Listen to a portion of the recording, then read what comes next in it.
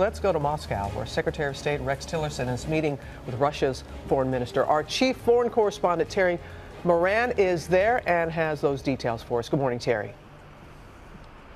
Good morning, Robin. Well, the mood here is edgy and uncertain. Secretary of State Tillerson is here at a moment when the tension between the Kremlin and the White House over Syria has reached critical proportions. And today, Russian President Vladimir Putin declared once again that he sees no evidence that Syria, his close ally, even used chemical weapons. And he declared that trust between the U.S. and Russia has degraded under President Donald Trump.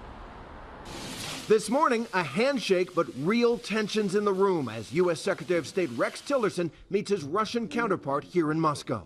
Our meetings today come at an important moment in the relationship. Russian policy, Lavrov said, is not influenced by wrong choices of whether you are with us or against us. In a relationship that has suddenly gone off the rails, at the top of the agenda, Syria. After the U.S. missile strike on a Syrian airbase in retaliation for the Syrian regime's chemical weapons attack, the U.S. and Russia have sunk into a war of words over Russia's staunch support of Syrian President Bashar al-Assad, and Tillerson is right in the middle of it. And now Assad has made the Russians look not so good under these circumstances. The Trump administration now accuses Russia of trying to cover up, maybe even facilitate this horrifying chemical attack, issuing a 4-page dossier of evidence that Assad's regime is responsible and that Russia is trying to create confusion and sow doubt. Russian President Vladimir Putin has responded with cold fury, criticizing the U.S. for the airstrike and comparing it to the invasion of Iraq.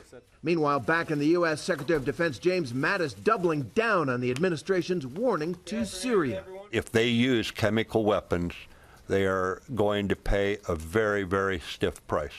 But President Trump saying action should have been taken a long time ago. He blames President Obama, and he's quick to reassure Americans worried about yet another U.S. war in the Middle East. We're not going into Syria.